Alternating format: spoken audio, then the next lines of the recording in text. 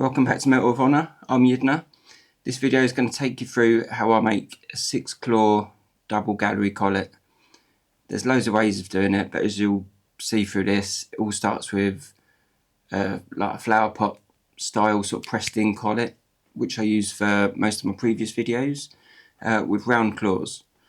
If you haven't seen my previous videos, if you're new to the channel, obviously the channel is still quite new, still getting used to the filming, everything else to do with making YouTube videos. Please have a look back at all these other videos that I've done. I'm pretty sure a lot of them are going to help everybody quite a bit. Really appreciate you sort of liking, subscribing.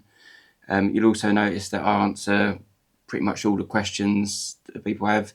If you watch any of the videos, check out all the comments as well. Chances are someone's going to ask a question that you've already that you want to ask, and you'll see me answer to it there. If not, just ask me the question. Happy to help wherever I can.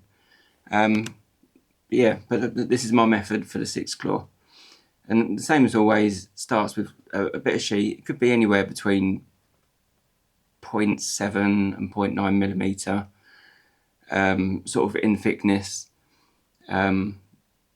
Generally 4 to 5 mil, depending on what you're doing. But for this, I sort of aim more for like a 4 mil width, as you see that I've measured from this little flower pot, or this little strip that will become my little flower pot that I'm gonna sort of create this out of. You can see here my stone's just over 5.8 millimeter, so probably like the equivalent of, sort of, depending on like the style of cut in a round stone, it's going to be like well under a carat, but over sort of 80 pointer. But this is a little green sapphire that I'm making this for. There will be another video where I'll do this in, sort of create the shank for it and sort of do some sweeping up sort of platinum sections for it. But the main shank will be 18 karat yellow when I can do that video.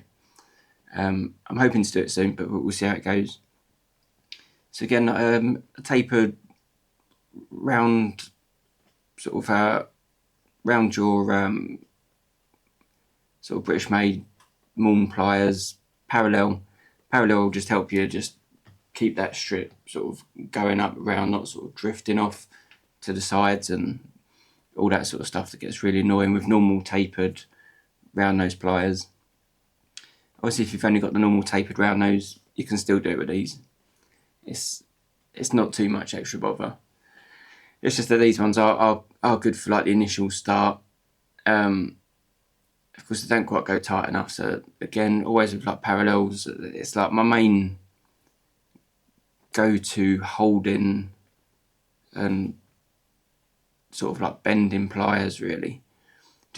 Just having that sort of parallel shape, just sort of a parallel sort of mechanism is it just helps with so many different things. They're like absolutely my go-to, whether it's saying that I've got to do sort of like gentle work on, or saying that I've just got to get loads of power behind and just send it where it's got to be. They're like a definite must-have, really are. That's for the sort of snipe nose or the flat jaw ones. The ones with like the round tapered circles that do like the forming, like I say, you could get away without using those. But for general work, like even for doing things like this, just for like bringing certain things in line, it just makes life a lot easier. But yeah, and these ones are quite old. Okay. So you'll notice as well, especially if you have watched my previous videos of just like the normal rub over flower pots, I start off with that thickness of sheet, so that by the time I press it into the collet punch, the bottom section gets thicker, so that will end up like well over 1 millimeter, which you'll see for like, especially on this one, for when it comes to filing out for the claws to sit in, that thickness is absolutely essential. And the same as when You're just doing like the Rex collets, like you might have seen like my previous video, like just sort of like all the claws are cut out of that flower pot. There's not extra claws going on, it's all out of the one piece.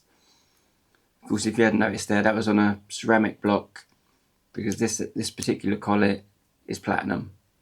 Some things I would sort of make as like a silver collet, just for like the video or like the demo. But this is one that I actually want this ring in my collection, to sort of show people, sort of take orders from it to make similar sort of style rings.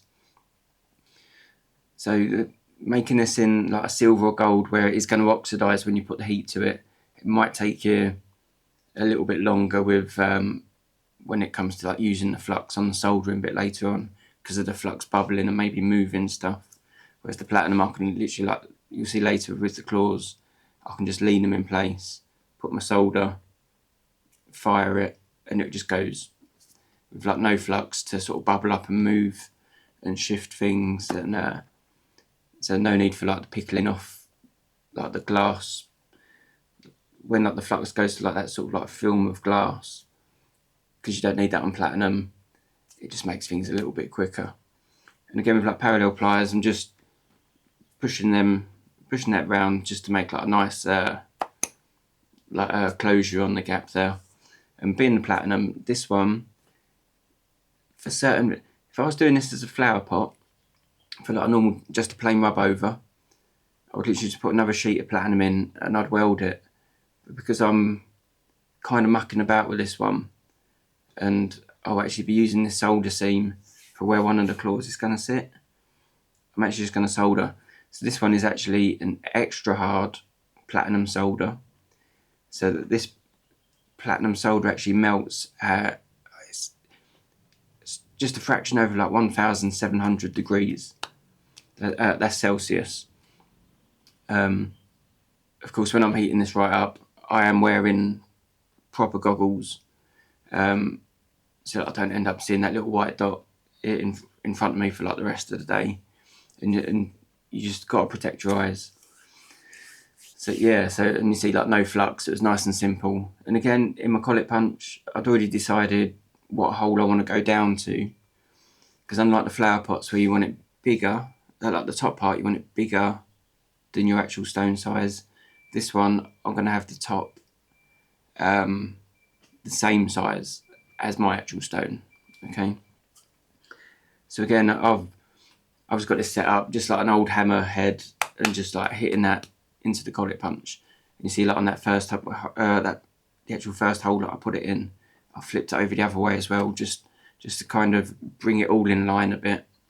Then into the next hole, no turning it upside down, all one direction, and just forcing it down as far as you possibly can.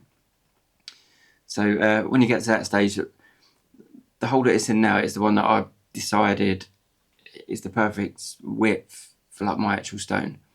Of course, these sort of collet punches, there's like very specific hole sizes, so there's normally like a bit of filing and a bit of mucking about to do.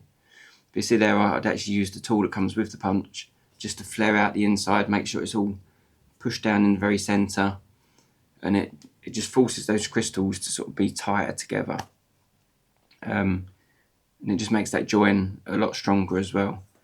And you see, like when I'd actually pressed it down, I just filed off the top while it was stuck in there. See, it did move after a little while, but once it's done, like you see, I've already started this, just like a cut to 3 square 20cm needle file. It's just bringing that edge round, just wanting that nice and smooth. It just so happens that this is the top part of that collet punch is a nice size for the stone that I've chosen. If your stone, like for example that one, what was it? My green sapphire was about 5.8mm. So if your stone was, say, 5.4 even, or 5.2, the next collet punch hole is going to take it too small. So you'd have to do it to what this one right here is. And then from the top of the collet, you'd actually file the top So as you're going down that collet, you're going to end up with a bit that's like just slightly narrower, okay? If that makes sense. And then you do this side part of just cleaning this up all. I was going to say clean it up nicely. It doesn't have to be super nice.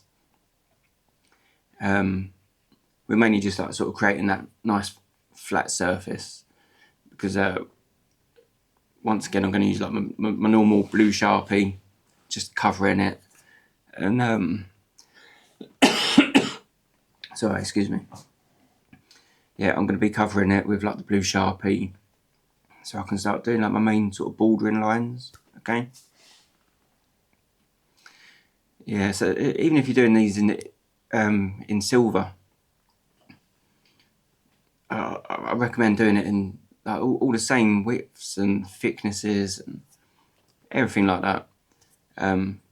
Just all the ratios of like the comparisons here are just perfect for this size stone.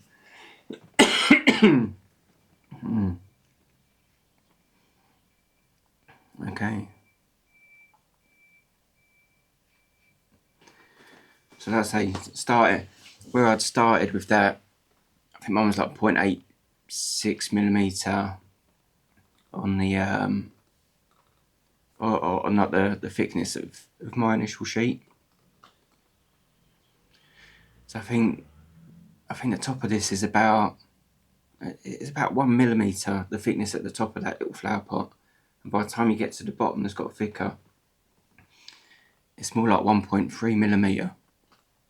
It might have even been touching about getting on for about like 1.4, and you'll see more benefits of why that's nice to be thicker at the bottom in sort of previous videos when I'm doing like the Rex collets, where I sort of end up cutting the claws out and then cutting up underneath.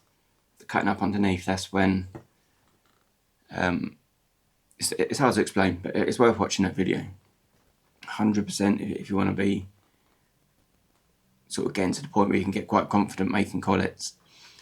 So of course initially I filed off the top of this collet, so I know it's all nice and level. So setting up my dividers, I can literally just mark out this very bottom line so that I can cut that off, so that I know I've got a nice thickness of actual collet there. So by the time I've actually cut this off here, like this little bottom sliver, of course it's going to be fatter one side, thinner the other, because it'll always be like a little bit wonky down the bottom there, but you always allow for that. I'm pretty sure by the time I'd cut this bit off, the total height of this collet is about 3.3 or about 3.4, I think it was, more like 3.4mm. As you think, I started off with 4mm, it's all sort of squashed in. I did file off a chunk off the top, then cutting off this little sliver at the bottom.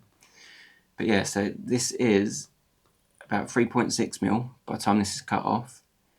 So when you see the next part, where I just sort of do a rough guide of where it's going to be cut down the centre of this collet, by the time they're cut in half and sanded on all sides, for the final double gallery collet, each of those galleries are actually 1.3mm. They're both absolutely identical. By the time you put it in a ring later, because you don't want like a flat bottom on the finger and like a ring going round, you will file a curve into the bottom of that collet once it's all soldered in. So that bottom section will go thinner, but for now, 1.3mm top, 1.3mm bottom, and that'd be perfect. That'd be fine. So I had to sort of go through like the measurements in my mind then of what was what. You might even need to rewind for a minute and a half or something and listen to that explanation again. That was a little bit to take in there. Maybe even have a notepad, write down a few little things. So you see, for this section, I don't want to cut it in half completely, because like lining up, filing in the grooves for six claws on the top part and the bottom part that are all aligned together this collet would end up taking you a day, just driving you crazy. So basically for this part, I'm just scoring down. I'm probably going, the only distance I'm going into this little cut is probably, it's not the whole saw blade sort of height. It's literally just until those teeth have sunk in, and just doing that all the way around. You see, even for me there, just a little while ago, and I think I do it again, sometimes you will just slip off to the side, like whether it's like upwards a little bit or sort of down the slope. So that's why we don't sort of pre-polish it all at this stage, because there are going to be little things like that sort of do happen. And the last thing you want, and if you polished it up completely, you're taking metal away, making it all pretty and shiny, then you go and scratch the side of it and realise that you've got to end up filing it all up again. Then it will end up being sort of too small for the stone that you want to put in there. So same as the last video with the two-tone cluster ring. You just don't want to jump the gun and over buff things up. It's more literally just thinking ahead, putting all the puzzle pieces together and just taking it stage by stage and trying not to slip. Does help as well, guaranteed. But yeah, you can see this, and that's a very straight line. For something like this, now, the same as like any of you that have seen all my other videos, I literally just eyeball everything. I rarely sort of mark it out with the verniers for sizes. Do most of it by eye.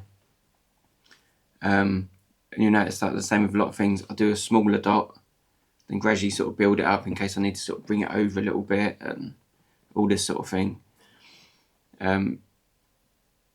If you're any good with a computer or any of like the drawing programs, you could even print out sort of like where you do like a few sort of concentric circles and sort of put lines going through them, whether it be like a 4-claw, 6-claw or 8-claw. If you are any good with like sort of CAD programs, even that'll do it as well. So you could actually cut that out and hold over and mark it out perfectly. But for me, it's quicker just doing this. And you see on this little part here as well, I've done the black line a little bit too big. So I just use like a little, like my scriber, and just scratch off a little bit of that pen just to bring it back in line. And a good way of seeing if you've got your lines completely opposite to each other, your main sort of claw points, you can just, like you see me doing here, just holding the saw frame over the top of that, you can basically sort of see that line sort of going straight over. So then from this point, that's just marking out the top. Then I'm just start flicking the pen up just underneath that little rim, because that's going to be my main guide of where I'm going to start filing. Because this is the part that will probably be the hardest part. So you could use a normal sort of cut to round file for filing out these little grooves. But they're just a little bit big on the end. They're okay size, but you'll literally just be using like the end little sort of 5mm of them. So with these ones, this one is a cut to as well, but it's one of those escapement files. I can't remember how many centimetres they are, but they're ones where it's literally just not even half of it is actual the file, and the rest is that little square handle.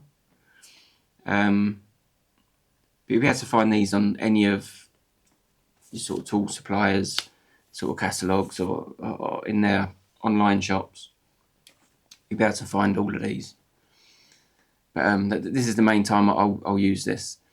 For certain, like, I didn't need it for this project, but certain things like that on the, with these files, when it comes to actually filing out the groove, my claws on this of the wire are 1.3mm. Sorry, 1.2mm. 1.2mm wire for like the main sort of vertical claws. So if you was doing bigger or smaller, which you might do if you was going smaller stone size, you might want just 0.9 claws even. But you can actually measure with your verniers going up from the tip of the file, and you can sometimes get like just a permanent black marker, or even the blue Sharpie again.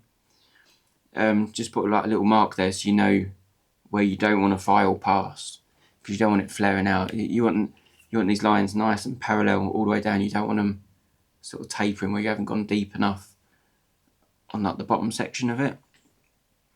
Okay, and so even on here you can see I do tilt backwards a little bit, just get that little starter in, and then I'll go up and sort of bring it across.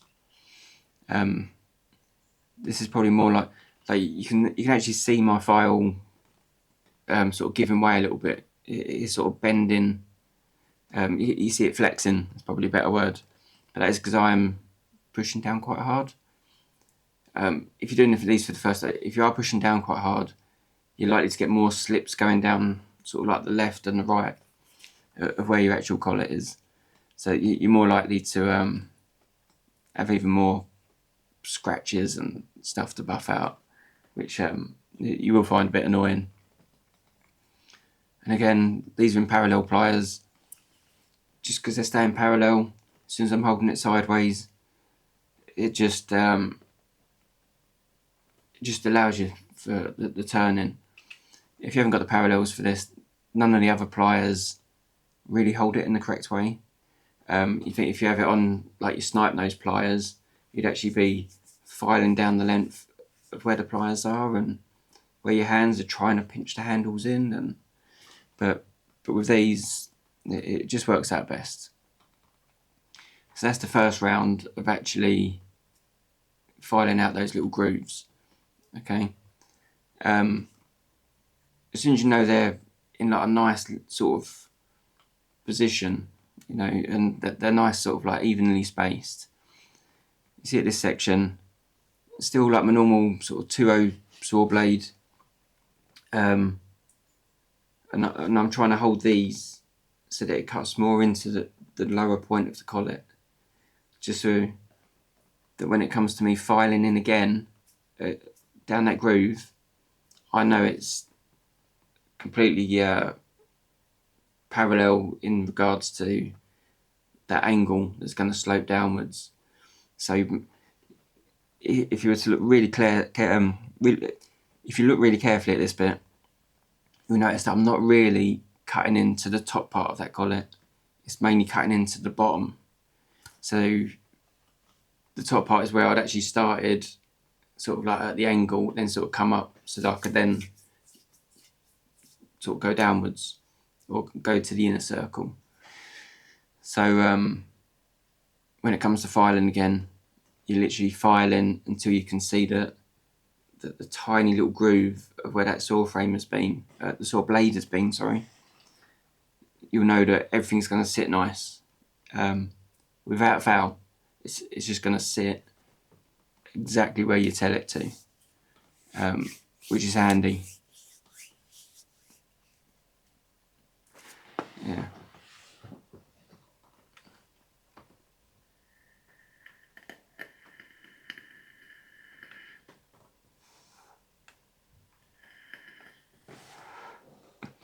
And something else as well I forgot to mention, when I was doing the initial black dots of where they are, this will be the same as if you were using silver or any of the other metals. The first black dot is where that claw is. Where the claw is, sorry. It's where my initial join was for that collet. So where it wrapped around that first join from the solder, that's where that collet's going to go. Because as you know, especially for like single metal use things, I use the same grade all the way. So if I'd have put my claws not on that section, especially if it's mainly if this was sort of like any of the golds, like any sort of like 9, 10, 14, 18 karat gold, which you know I'll use the same grade all the way along. If you don't put that first claw on the solder seam, it might be pure luck that one of the other claws ends up on it. But if that joint ends up in the middle of one of them nice double gallery sections that looks all nice and crisp and everything else, when soldering your claws on, normally it won't even be till like the last one that you solder that something bad will happen and the solder might rerun on that initial solder join. So if you put the first claw on that join, you've got no worry about that sort of rerunning, or even when polishing. Most of you might know, if you're a beginner and you haven't, or if you've experienced this but haven't realised what it was until now, even if you're doing a wedding ring and you've done like your solder join there, when it comes to, you buff it all and everything, go down all the grades nice and smooth. When it comes to polishing, obviously you go in all different angles and different directions, sort of cross-hatching over with that nice big fluffy polishing mop. When you go sideways, which you will do as well because you need to go from all angles, the polishing mop can drag out solder because it's softer. So sometimes you can end up with a little dip as well. So especially like when I see some sort of beginner people sort of doing like a wedding ring or simple soldering join, if you don't have a line completely straight and literally touching, the scruffier that your solder join is, you're gonna have like the solder's gonna sort of not just be a nice like hairline bit of solder joining that. You'll get like thicknesses and you might see it go in different areas, or it might even sort of go completely tapered. When you have something like that, because you've not joined it accurately enough, the solder and polishing mop is going to drag that out, and that will be the same with like little collets like this. If you have the join in the wrong place, and you just completely screw yourself. Yeah. But yeah, there might be some of you watching that are very new and that have made a ring, polished it, and sort of seen that there's like a dip there and not really understood why that is. But it's just a little bit softer, and the polishing compound just likes to take it away. Yeah, so back to like when I've done my little saw cuts on this one, I'm literally sort of flying back in now just until they disappear, like tiny little narrow cut. And you did see me actually hold the strip that I had for the claws just over that groove, just so I can see how much, like from the top or the bottom, that claw is actually going to sort of protrude from the actual double gallery. If you end up filing in too much, you'll, like when it comes to stone setting, because the top of this collet is the same width as your stone, if you take the collet, for example, like the bit I'm doing now, if I fold that right the way in, so that by the time I lay my claw on, and the claw literally sits half the claw disappeared into the collet, then when you actually set the stone and you're burring out the claw, you're burring out so much, by the time you put it over, you've not got much claw left, or like on the outside, and it kind of looks a little bit weak in a way, and it just doesn't look the best. And also the opposite way, if you don't file in enough, if you literally just file in a little groove and you've literally got like 1/5 of that claw just sitting into the collet, by the time it comes to you setting, yeah, you're not going to have much to file away for the girdle of that stone. But by the time you push it over, that is when you end up with long claws that are over the top of, if that's the table of the stone, that's like I can never remember I should know what that's called, but that first slope of the stone compared to where the girdle is, that's like when you have that claw, if it's halfway, like what you see on like my last setting video, it's easy maybe even to pull the claw back a little bit, then push it back over. But if it's right the way back here, and you've only had to, because your claws aren't in enough, by the time you push that over, it's not covering enough, so it automatically makes you want to push it further and further over. then your brain tells you that, oh, that's not enough. I need to push that right over, and that's when you end up with, I wish I had like a plate or something. That's when you have like your big circle, main part of the stone, and the claw literally looks like it's folded right over, almost part way. And even when you sort of snip them back with the claws, they will always look flat, and they won't be nice little sort of clasp looking little bobbly bits. And so that's the main key. So you kind of want these sort of ratios. So it kind of goes a third of the way in, almost. You know, you don't want just too far out, just leaves you with really long claws hanging over, and too far in just ends up you having like these little wisps on the edge, just holding over, and even if it was platinum, someone sort of doing like just day-to-day life, those claws are just going to wear down, and they're going to need re-tipping in however long time. Not long enough. It just won't last. So of course you see me sort of buff off those few little scratches that someone did. I don't know who that was. But yeah, the buffing out those little scratches and then just giving it a little pre-polish. Just starting to get it to stay looking neater as we go. Because you notice that even a polished surface on any other metal, as soon as you reheat it or solder, it almost looks like it goes a bit soft where it's oxidised, and you put it in the pickle. Whereas the platinum, as soon as you've soldered, even if you've got a really highly polished section, it just stays polished. It's just lovely to work with. It's the best thing to work with ever. In that sense, for like saving time on rebuffing bits and cleaning. But that's why you sort of wrap up your pliers more as well. You don't really want to put more dents in. But yeah, but as you can see, that initial circle line, I'm pretty much cut through it now. So by the time we've cut through this, we've got our 2 galleries. And from the very initial pushing into the collet, that very original solder seam, where that sort of pushes inwards as well, from just the way you've created it, it'll always be visible on that inside section.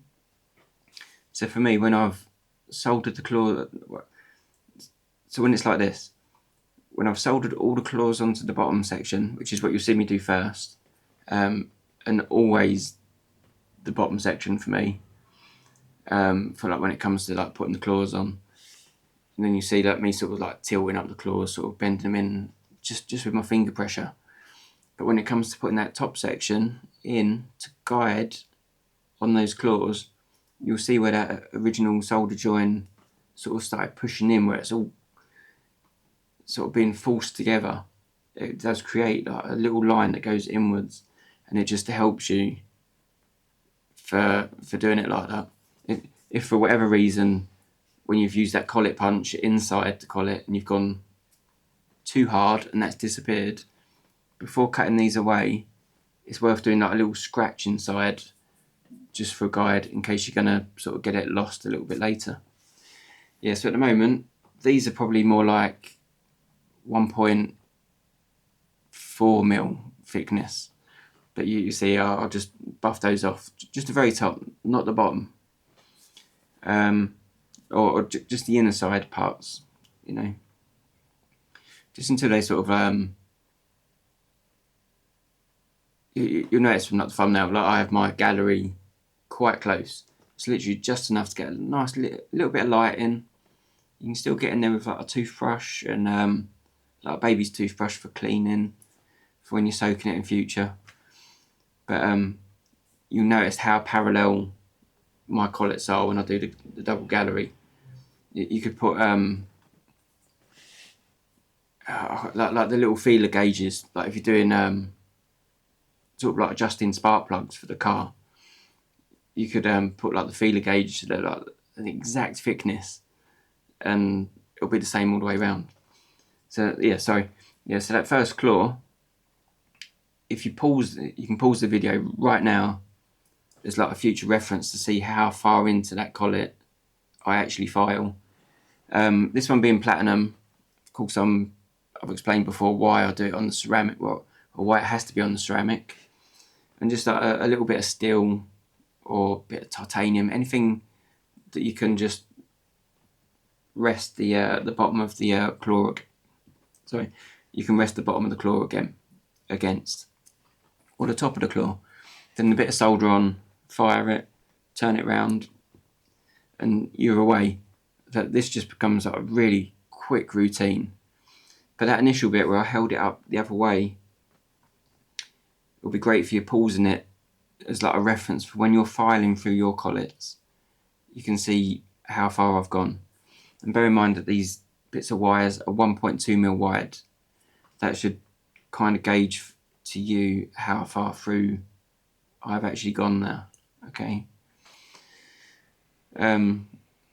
So these little bit of the footage and that come out just a little bit sharper. So hopefully it's going to stay nice and sharp on your screen for like how close in, just to see this solder. Of course, when you're doing this on your soldering blocks, if you're doing like silver or gold, you have it on like the normal soldering sort of pads and blocks and stuff. But you can see how much solder I use. It's almost like where I say that these claws are 1.2mm round. Obviously they're round, 1.2. When you see the bits of solder that I'm putting on next to it, you just got to work it. You just got to realise it for yourself that that sat nicely next to it, and that all those bits of solder are about 1.2mm square. So you can see there, I literally just pinched in those little platinum claws by my hand just to prop them a little bit. And you can see as soon as I drop my collet, my top gallery down, now I'm actually pushing quite hard on now, and it just naturally just sits perfectly flat. That line that's going all the way through, like the air gap, is it's completely parallel all the way around. There's no faulty sort of taper anywhere. And you did see I did just pinch with my fingers just a little bit, because they're pretty much sitting all in line where they're supposed to be. Anything that looks gappy on this section when it's not got the fire on is literally just because of the camera angle and shadows. For example, that claw that looked like on the left, it looked like there was like a gap. That was literally just a shadow from the angle. But all the claws are like touching perfectly all the way around. And you see on this section, I've put 2 bits of solder on at a time and fire them. The worst case scenario here, you notice I leave the claws quite long, mainly because when you're heating it up, getting ready for the solder, if you're ever going to overheat and melt any of the sections, it's always going to be the top of the claw that's going to sort of like start to blob down a little bit. So we leave it tall, because that is like the best indicator that you can have to show you that you're heating the top too much before you're heating the bottom, so that solder runs down the seam. So especially if you see your little bit of solder still sitting there and your top claws like starting to ball up a little bit, like you're making some sort of like head pin. Yeah, just it's the last thing you want. You just don't want that. So leaving them a little bit longer to start with is perfect. You can see how the collet's coming out. If on your one, if anything sort of looks bent over a bit too much and stuff, you could get your pliers on and just sort of rectify it a little bit. But there's a good chance it's going to look quite nice. So when it comes to the bottom, like I said earlier, this is going to go in a ring, set nicely. So apart from sort of just snipping off these little bottom sort of the base ends, I won't do anything else to the bottom of this until it is actually in a ring for filing out the groove. And this is just by eye. I'm just roughly cutting the top of the actual pins off or posts. I know a lot of people call them prongs, or some people even call them clasps. I've seen when people have been asking questions on sort of like Facebook groups and stuff that I've sort of come across and that now and again. But yeah, I generally call them claws, or wire claws, just whatever shape they are, just generally claws in general. So if I ever say claws, that's exactly what I mean, okay? So this is polishing thread that I get from like a normal supplier. Most suppliers that sell loose tools or polishing compound will have polishing thread. I can't remember what type of cotton it is, but you'll find it easy enough, and you normally buy a whole length of it, like a big old wad, and it lasts you for ages. You probably buy it, unless you're like a full-time polisher, just doing stuff like me, you probably buy 3 or 4 packs of that in your whole entire life. It just lasts for ages. And that really does get down to where like the solder joint is. You see, even with platinum solder, the same as all the solders, it kind of looks a little bit frosty. It never sort of comes out sort of super shiny, even though the rest of it has stayed quite nice. Yeah, so from here, I'm literally just buffing up any little bits that I see, any bits I need. This little polishing felt that I'm about to use between the claws. If you've seen, or if you haven't seen it, I've got a video where I'm actually shaping these felts that I buy in and shape them to what I want. Where I'd normally shape these ones sort of going down, so I have like a nice sort of tapered, like from the spindle here, goes nice and thin for sort of taking shape on stuff. This polishing mop, I've actually just keeping the middle section, so I've gone down the centre of it and flared out. And quite often having a nice flat end felt, especially for things like this, it stays quite flat throughout its sort of lifetime of using this felt before it gets too small. And it really helps just getting these little gaps. You can do it without, but that video is definitely worth watching if you haven't seen that one already. And this is like the bit as well as like saying, like if you've accidentally got your solder joint in between one of these grooves, doing this sort of bit of polishing is likely to cause like a drag mark sort of coming up, but it's just not ideal, okay? But yeah, this is my method of a 6-claw collet. I say the only thing to notice, like when you see me resting those claws up against the main section, if you were doing silver or gold that's got a bit of flux, you might even want to sort of pinch it with tweezers while you've got the flux on, just warm it up so it bubbles, and then rest it on so it doesn't sort of bubble and the claw just fall away and just fall over. Yeah, that's the main difference. But yeah, any questions that you've got about this video or any of the sizes of anything, I think I've mentioned all the dimensions. I generally don't put all dimensions of all the bits of metal in the thing in the main description, just because I'd like people to actually watch through and listen to the whole video. Because anyone that just skips through loads of it misses out on so many of the details of why we're doing certain things. There will be people that will watch this, skip through, make their own, and something will be wrong with it in some way. But yeah, anyway, any questions, please ask. Thanks again for watching. Please like, subscribe. Continued support is amazing and really appreciate you watching. Thank you.